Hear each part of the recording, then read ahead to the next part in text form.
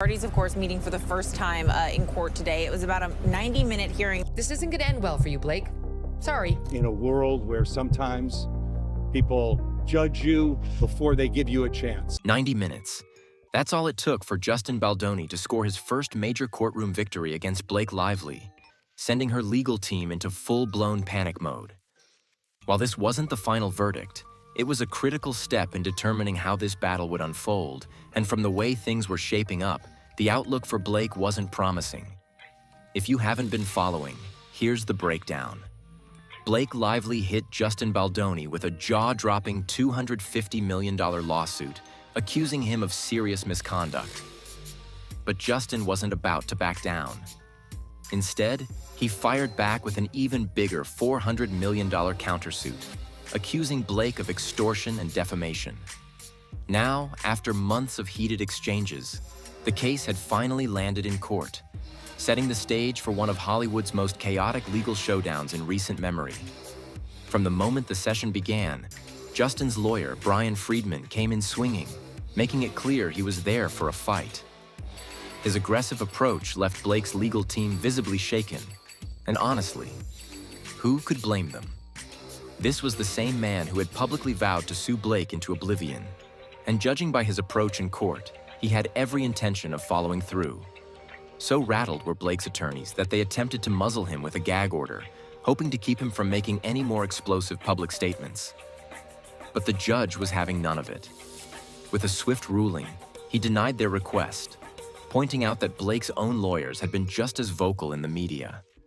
Silencing Friedman while allowing Blake's team to continue speaking freely would have been completely unfair, and the judge wasn't about to play favorites.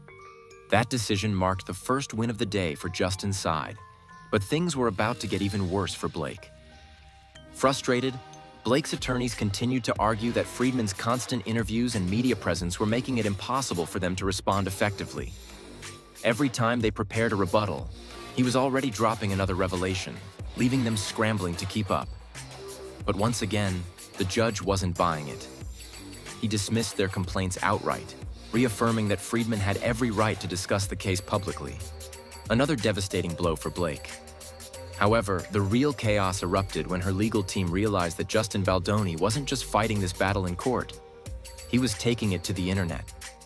Blake's lawyers were furious when they discovered that Justin had launched a website entirely dedicated to the case, where he planned to upload evidence, including video footage, legal documents, and messages supporting his claims.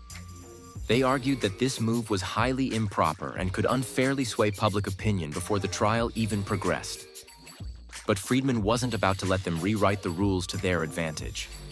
He hit back hard, reminding the court that it was Blake who had taken her claims to the media first. She had gone straight to the New York Times, giving Justin only 12 hours to respond before they published their scathing report on him. He barely had a chance to defend himself before the article was live, damaging his reputation irreparably. If Blake was allowed to use the press to control the narrative, why shouldn't Justin be allowed to do the same? That argument landed with force, and the judge agreed, ruling once again in Justin's favor. But then came the biggest blow of the day. In a last-ditch effort to exert some control, Blake's lawyers requested that she be allowed to choose who would question her during her deposition, clearly hoping to avoid facing off against Friedman himself. But the judge had no interest in playing along. Without hesitation, he ruled that Blake did not have the right to pick her own interrogator. She would have to answer questions from whomever the court assigned, whether she liked it or not. By the time the hearing wrapped up, it was clear that Justin's side had gained significant ground. Every attempt by Blake's legal team to rein in Friedman had failed, and instead of slowing him down, they had only given him more opportunities to reinforce his case. The battle was far from over, but if this opening round was any indication, Blake was in for a long, uphill fight. That ruling sent a wave of panic through Blake Lively's legal team, and the frustration was impossible to hide. They knew exactly what it meant. Friedman was coming for her, and they had no way to stop him. Blake has every reason to be afraid because Brian Friedman is relentless, and he won't let her dodge a single question. For those unfamiliar with legal proceedings, a deposition is a sworn testimony, meaning every word Blake says can be used against her at trial. There are no carefully crafted PR statements, no lawyer-approved deflections, just direct questioning under oath. And from the way her legal team has been scrambling to keep her from facing Friedman, it's clear she isn't ready. Not even close. That raises a critical question. If Blake Lively is so confident in her allegations, why is she so desperate to avoid a deposition? If she was telling the truth, wouldn't she want to go on record and let the facts speak for themselves?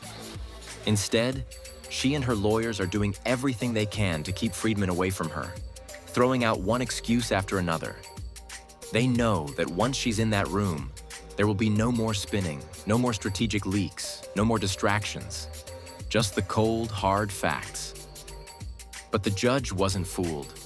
He denied their request, yet another crushing blow to Blake's side. By the time the hearing ended, the outcome was obvious. Justin and his team had won every single argument. One ruling after another went in his favor, while Blake's legal team suffered defeat after defeat. And just when they thought it couldn't get worse, the judge confirmed that both lawsuits, Blake's $250 million claim and Justin's $400 million countersuit, were being merged into one case. That means there won't be a drawn-out legal tug-of-war. This will be one massive, explosive courtroom showdown. And the trial? It's officially scheduled for March 2026, unless they reach a settlement before then. But let's be real. Blake is in serious trouble if this actually makes it to trial. She has already lost several key legal battles before the case has even begun. If this keeps up, she could end up in a courtroom where every piece of evidence Justin has collected is laid bare. And make no mistake, this isn't just about the legal fight. It's also about the court of public opinion, and right now, her once flawless reputation is starting to crumble. Fans are divided. Some remain loyal, but others are beginning to question her motives. Meanwhile, Justin is meticulously gathering every receipt, ensuring that he has all the proof he needs to turn the tables on her. The fact that he launched a website dedicated to the case speaks volumes. He isn't just fighting back in court. He's making sure the entire world sees his side of the story. It's a brilliant strategy. Blake used the media to take him down, and now he's using the internet to fight back. At this point, Blake needs to ask herself a hard question. Is it worth continuing this battle? Or should she apologize and cut her losses before she completely destroys herself? Because if she loses, she won't just walk away with a damaged reputation. She'll be on the hook for $400 million. And that brings us to Ryan Reynolds. Where does he stand in all of this? If Blake loses, it's going to cost them both, and not just in reputation. That $400 million figure is higher than their combined net worth. If this case doesn't end in her favor, it could financially devastate them.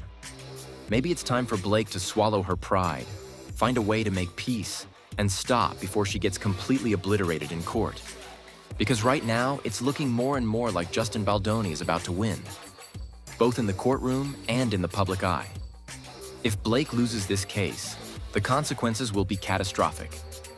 A $400 million payout isn't just a financial setback. It's the kind of blow that could wipe out her career entirely. That's the kind of money that doesn't just hurt, it ruins.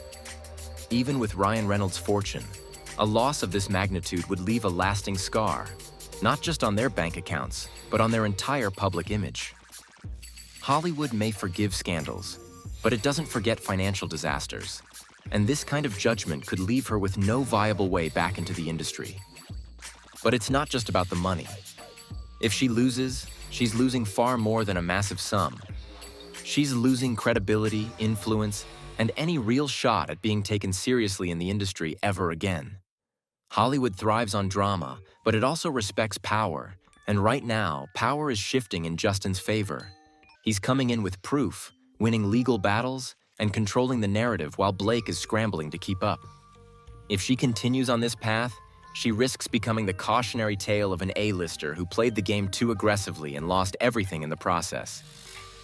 The ripple effects of a courtroom loss wouldn't just be limited to her career either.